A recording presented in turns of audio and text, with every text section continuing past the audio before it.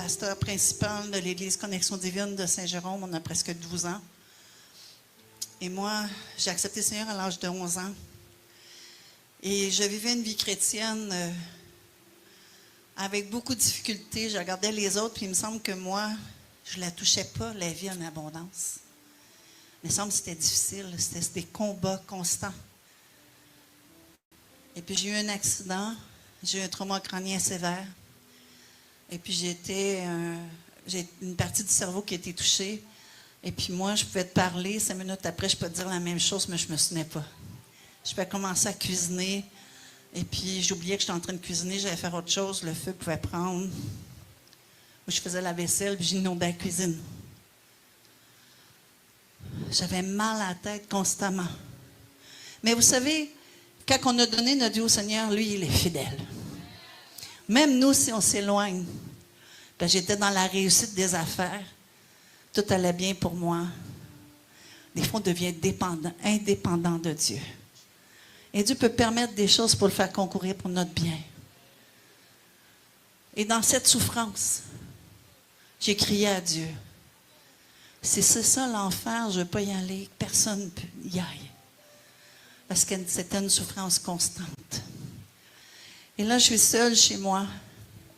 Et la vie est en train de... C'est comme si quelqu'un m'avait aspiré ma vie. Et la vie est en train de s'en aller. Je vais aller vers le téléphone pour appeler du secours. Et je suis tombée. Et quand je suis tombée, je me suis retrouvée dans les bras de Jésus. Vous savez, Jésus, ce n'est pas une religion. Jésus, c'est une relation, mais il est tellement amour. Je peux juste vous dire, il est tellement amour que cet amour-là m'a tout imbibé. Il m'a fait enlever toute la honte de mon passé, toute la honte de mes mauvais choix. Qu'est-ce qui était important pour moi avant avait plus d'importance.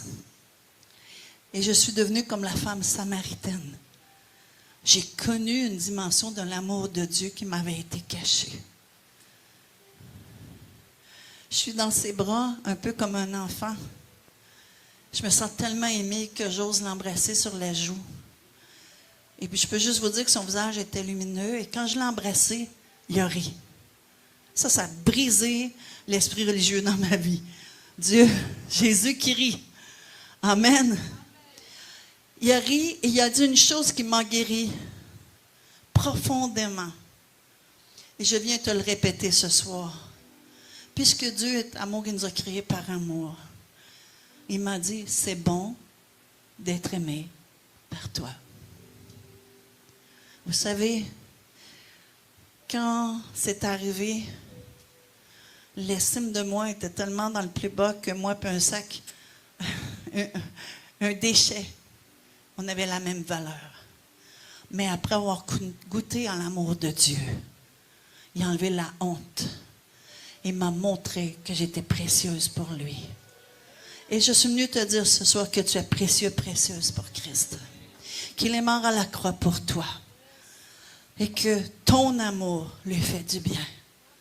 Ensuite, vous savez, moi, quand j'avais donné ma vie au Seigneur à l'âge de 11 ans, souvent on dit « Dieu est omniscient, omniprésent ». C'est dur dans notre intellect de comprendre ça. Mais il m'a donné la main droite et la main gauche.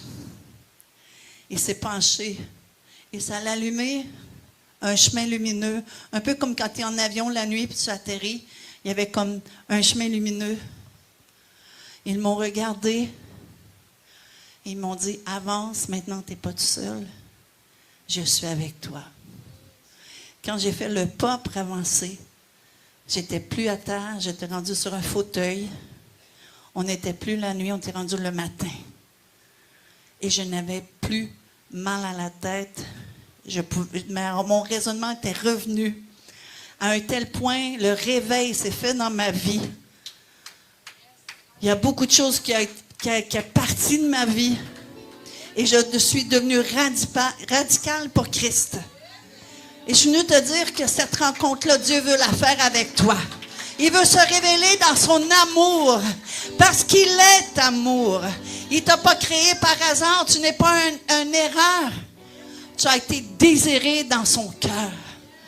Parce qu'il veut être connecté à toi. Alléluia.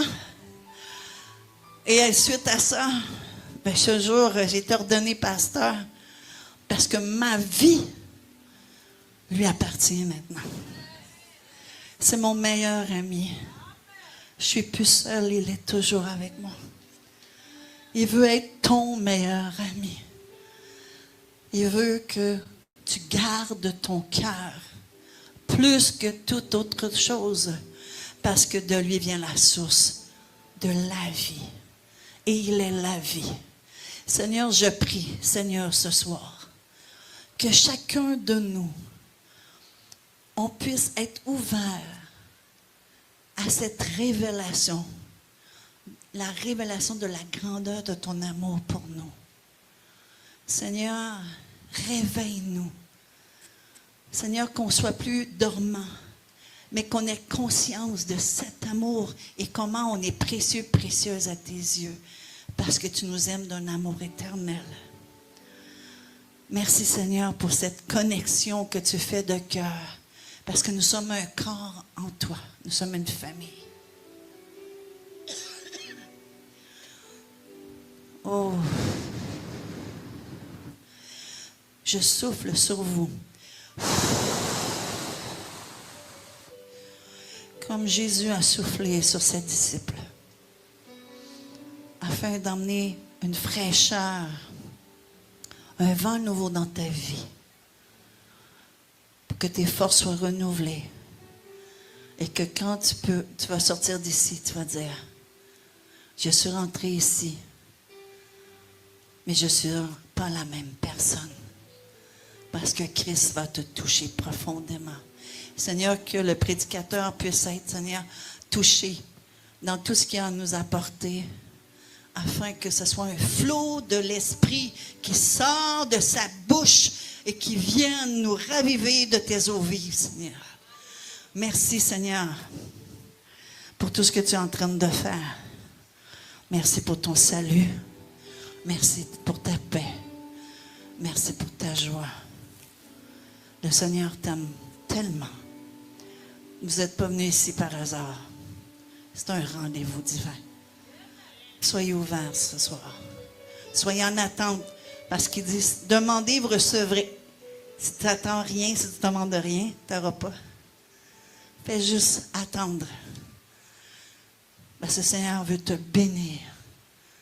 Que ce soit à ceux qui sont en présentiel ou ceux qui suivent dans les médias.